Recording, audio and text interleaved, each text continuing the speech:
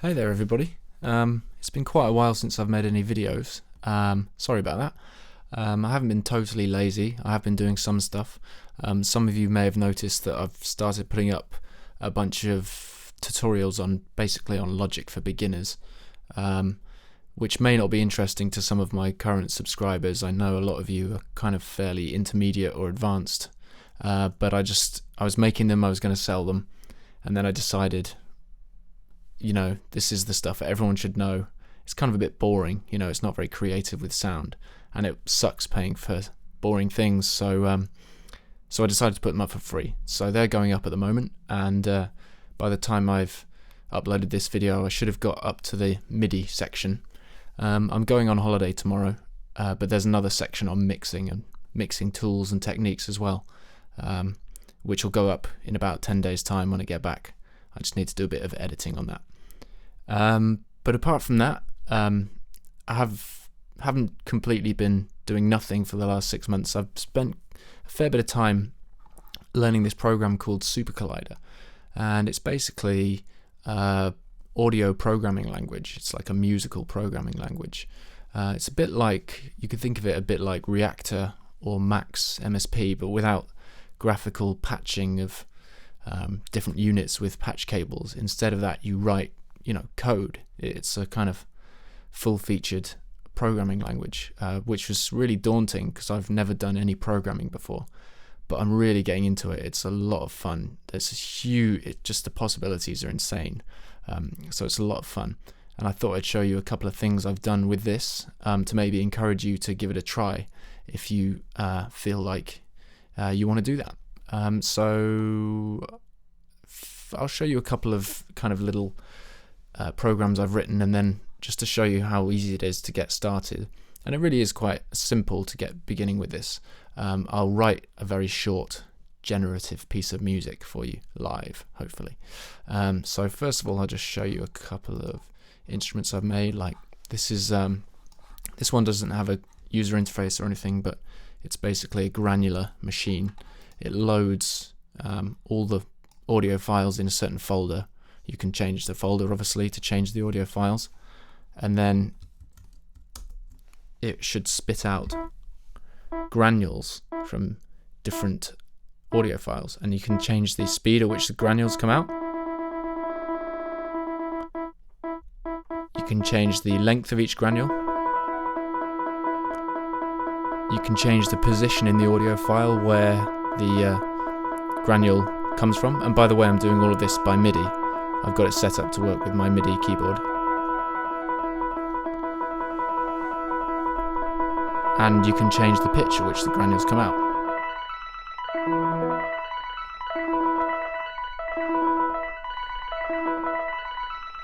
And I can trigger with my keyboard different samples to use. There's a filter as well.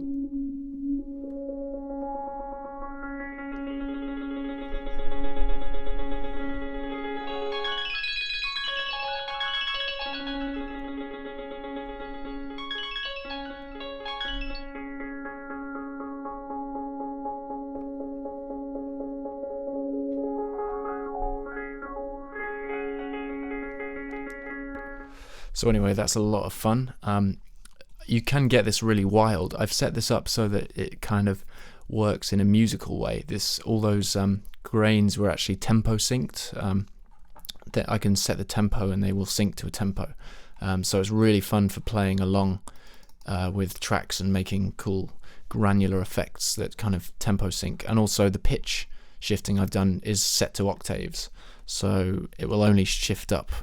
It will snap to octaves, so that things stay in key. But if you take off that restriction of keeping it within octaves and within tempo syncing, you can create some insane, like, clouds of different grains and stuff. Those were some piano samples, if you didn't guess that I was playing there, but it works great with loads of different samples. I've done it with some voices and cool stuff with that, so I'm going to keep building that and maybe build a user interface. I'll show you one more program that I've written. This one is basically for generating patterns, and you can kind of breed them and evolve them. And this is the first one I've done with a user interface. And it looks like this. It's a work in progress, so I haven't finished this yet. But essentially, each of these 4 cubes is a pattern, and you can create new patterns. It generates random patterns essentially. So let's make a kind of bassier pattern.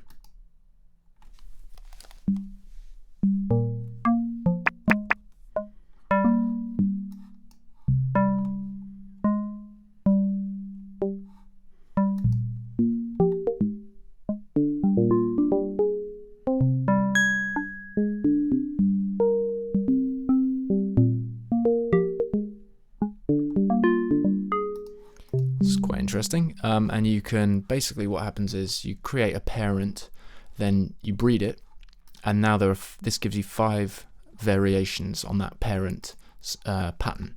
So it varies. You can tell it whether it to mutate the pitches, the timing, or the note lengths, or all of them, and it will kind of make changes to it. You listen through and see which one you prefer.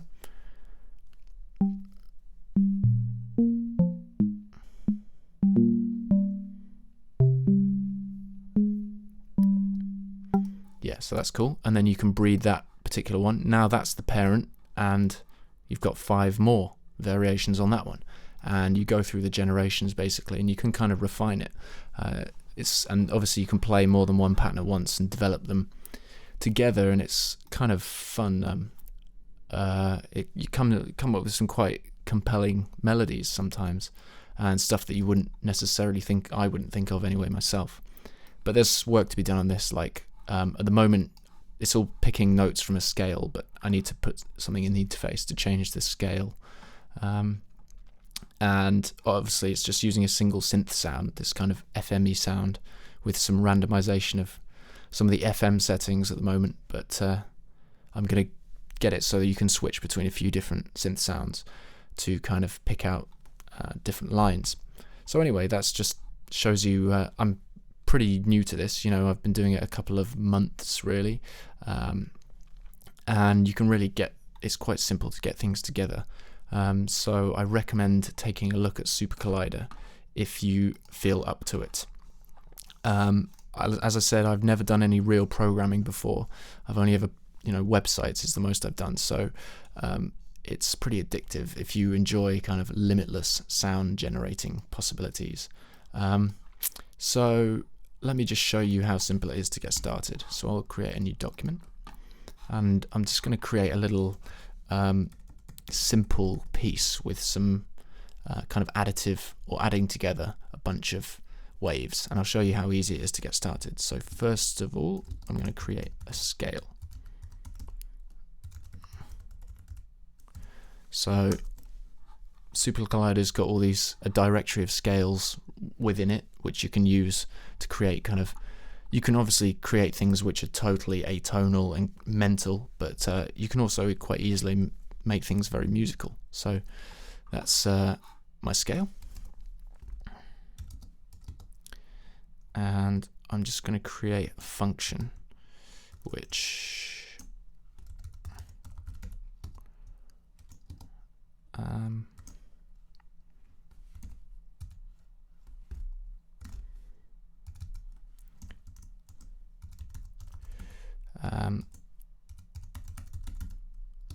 basically this will choose one of these. So each time you run it, it will randomly pick one of these numbers, and then so by highlighting I can just evaluate the piece of code I've highlighted. This creates another list. By the way, anything in these square brackets is a list, which is kind of kept together. And again, this just does the same thing. It chooses a random one and adds it to this. So this is to give us a MIDI note, basically. So 77 is kind of, I guess, 5 semitones above C4. So yeah, that picks that, and then MIDI CPS converts that kind of MIDI note number into an actual frequency. Like this is an actual pitch in frequency terms, and hopefully each time it should give me a slightly different one, some high, some low. So that is my function, and if each time I evaluate the function, it spits out one of those useful frequencies for me, which should be in my scale. So next, let's do the actual sound generating bits. I'm going to do a triangle wave. I don't expect you to understand most of this, by the way. I'm just trying to show you how simple it is, and I'll kind of talk you through to show you how I'm doing it. And the first argument in this is going to be the frequency. So for that, I'm going to choose going to use this function to choose that, and this is the volume. Because I'm going to be playing lots of these together, I'm going to turn the volume down really low. That should do it. And I'm going to make an envelope on that. Again, don't expect you to fully understand this, but essentially I'm timesing that.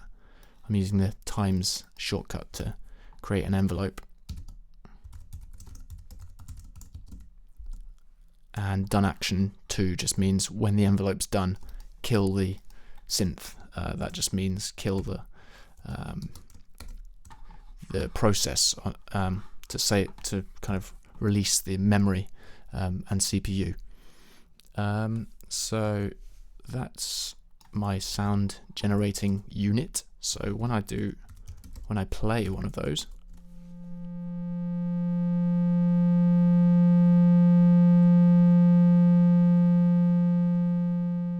and because it's got this randomness, this random generator function to generate the frequencies, each time I run it or play it, it should give me a different frequency.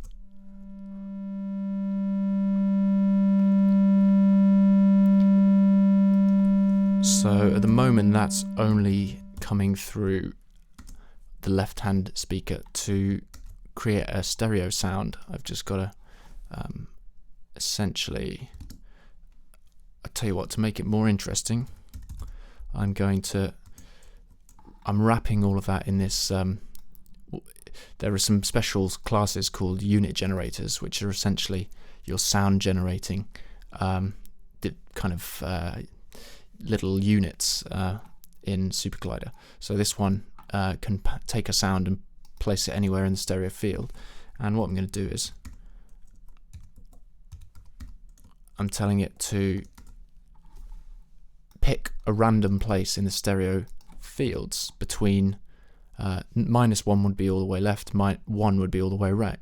So each time I create a Y, this triangle wave, it's going to have a random frequency, and it's going to be in a random place in the stereo field.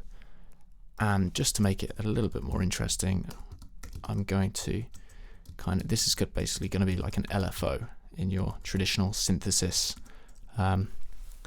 format. So, and again, I'm going to use the LFO in a random way.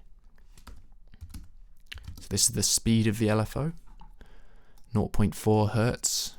It's going to be a random number between 0.4 Hertz and say 4 Hertz. And this is going to be the amount, the intensity that the LFO change. I'm going to use it to change the pitch. So something like, yeah, let's say that. Let's see how that works.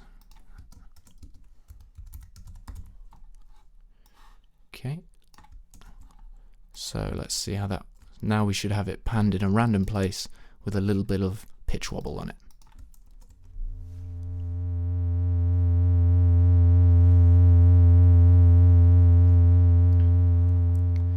So I haven't been explaining very much as I've been going. Each of these is a function, and a function is just a piece of code that you can quickly reuse. So because I've created my own little function, it's like a little building block, and it's a really short step from here to create some music with it. So if I tell it to make 7 Ys and play them,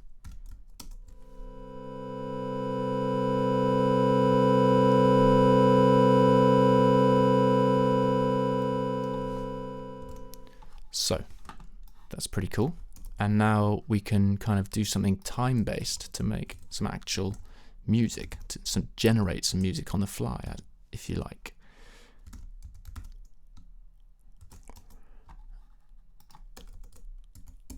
So I'm going to say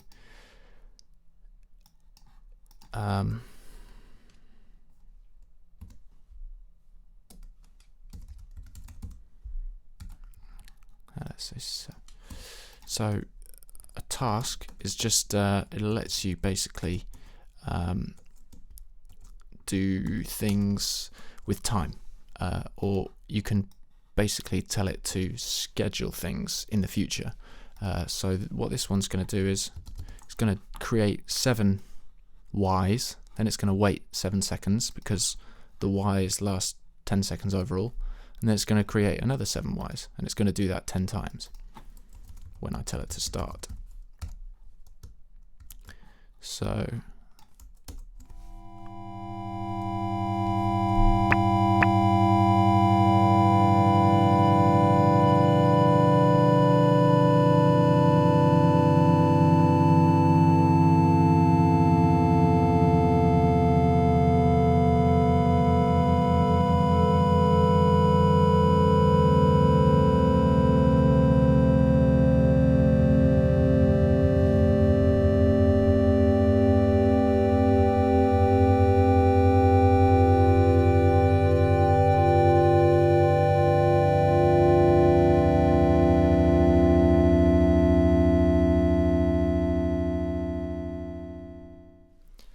So it's that simple to make some generative music in SuperCollider, and I mean, things start simple and it can get really complex, or I mean, things can be as simple or as complex as you like, but it's really powerful. And let me tell you, it's once you really start to get to grips, it's a lot of fun feeling like you have this insane power, musical sound generating power.